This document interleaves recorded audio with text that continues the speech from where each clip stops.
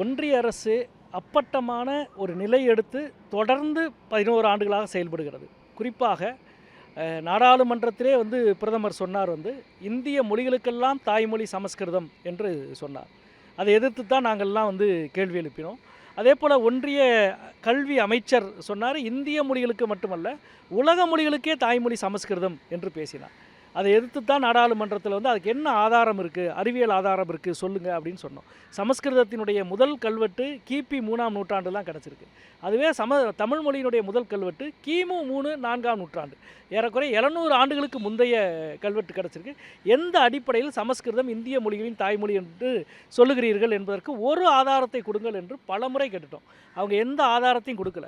அதற்கு பதிலாக சமஸ்கிருதம் தான் இந்திய மொழிகளின் தாய்மொழி என்ற கருதுகோளோடு இணைத்து அதற்கான எல்லா நிதி ஆதாரங்களையும் செய்கிறார்கள், எல்லா செலவுகளையும் செய்கிறார்கள். இது இப்பொழுது வந்திருக்கிற புள்ளி வரும். சமஸ்கிருதத்துக்கு 2533 கோடியும் தமிழ் உள்ளிட்ட பிற 5 செம்மொழிகளுக்கும் சேர்த்து 147 கோடியும் ஒதுக்கியிருக்கிறாங்க. அதாவது ஒரு ஆண்டுக்கு சமஸ்கிருதத்துக்கு 230 கோடி, அதுவே தமிழ் மொழிக்கு 12லேருந்து 13 கோடி. தமிழ் மொழியை விட 23 மடங்கு அதிகமாக சமஸ்கிருதத்துக்கு ஒதுக்கியிருக்காங்க. இது இந்த ஆண்டு மட்டுமல்ல, 2020ஆவது ஆண்டு நாடாளுமன்றத்தில் எழுத்துப்பூர்வமாக நான் கேள்வி எழுப்பினேன். கடந்த ஆண்டு செம்மொழிக்கு நீங்கள் எவ்வளோ, சமஸ்கிருதத்துக்கு எவ்வளோ ஒதுக்குனீங்க, தமிழ் மொழிக்கு எவ்வளோ ஒதுக்குனீங்க என்று கேட்டபோது 2020ஆவது ஆண்டு ஒன்றிய அரசு கொடுத்த பதில் என்பது சமஸ்கிருதத்துக்கு 110 கோடியும் தமிழ் மொழிக்கு 12 கோடியும் என்று கொடுத்தாங்க. அதே சராசரி தான் இப்போது 2025 வரைக்கும் தொடர்கிறது என்பது அப்பட்டமான சமஸ்கிருத வெறி தான் இவங்களுக்கு இருக்குது. அதை தங்களது ஒவ்வொரு செயலிலும் ஒவ்வொரு நிதி நிலை அறிக்கையிலும் இவர்கள் வெளிப்படுத்தி கொண்டிருக்கிறார்கள் என்று தான் நான் நினைக்கிறேன். சமஸ்கிருதத்தை பேசுகிற மக்கள் தொகையை பார்த்தோம்னா சொற்ப அளவில் இருக்குது. இன்னொரு பக்கம் கீழடி ஆய்வறிக்கையை நம்ம போராடியும் இன்னும் இது வரைக்கும் வெளியிடாமல் இருக்காங்க. தொடர்ச்சியாக ஒரு தமிழ் மொழிக்கு இழைக்கப்படும் ஒரு அநீதி எப்படி பார்க்குறீங்க? இல்லை, சமஸ்கிருதம் பேசுகிறவர்களுடைய எண்ணிக்கை என்பது சொற்ப அளவில் இருக்கிறதுன்னு நீங்கள் சொல்கிறீங்க இல்லையா, அதிலே ஒரு பெரிய மோசடி இருக்குதுன்னு நான் நினைக்கிறேன்.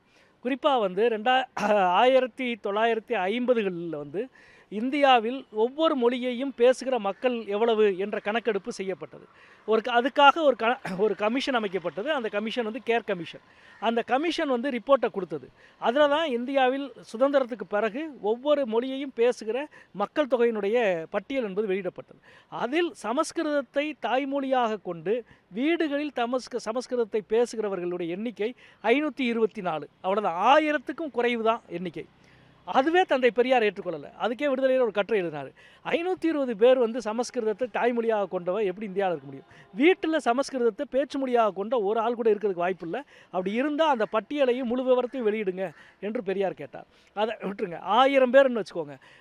1950களில் 1000 பேர் பேசுமொழியாக இருந்த சமஸ்கிருதம் இன்னைக்கு 10 லட்சம் பேர் தாய்மொழி என்று ஒன்றிய அரசு சொல்லுது. 70 ஆண்டில் 1000 எப்படி 10 லட்சம் என்ற மக்கள் தொகை எண்ணிக்கையில் உயரும்? அநேகமாக உலகத்திலே இவ்வளவு விகிதாச்சார மக்கள் தொகையில் இவ்வளவு பெருக்க விகிதாச்சாரம் கொண்ட புள்ளிவரம் வேறு எதுவுமே இருக்காதுன்னு நினைக்கிறேன். எனவே இந்த 10 லட்சம் என்பதே முதல்ல உண்மை கிடையாது என்பது சொல்லுகிறேன். இது இவங்க நிதியை ஒதுக்குறதுக்கு சொல்லுகிற ஒரு சாக்கு.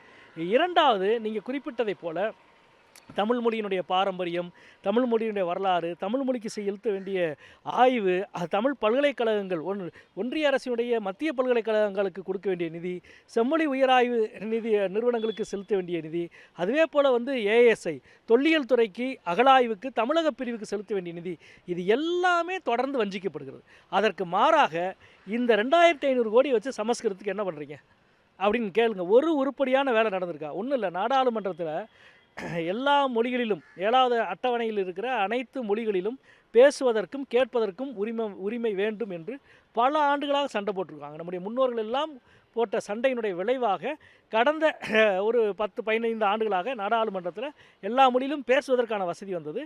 சமீபத்தில் எல்லா மொழியும் கேட்பதற்கான வசதி செய்யப்பட்டிருக்கு. அதில் முக்கியமான ஒன்று, சமஸ்கிருதத்தை எல்லா நாளும் எல்லார் பேசுவதையும் சமஸ்கிருதத்தில் மொழிபெயர்க்கிறாங்க நாடாளுமன்றத்தில். ஒரு ஆள் கூட சமஸ்கிருதத்தை தெரிஞ்சுக்கிற புலமை கொண்ட சமஸ்கிருதத்தை கேட்கிற ஒரு நாடாளுமன்ற உறுப்பினர் கூட அவையில் கிடையாது.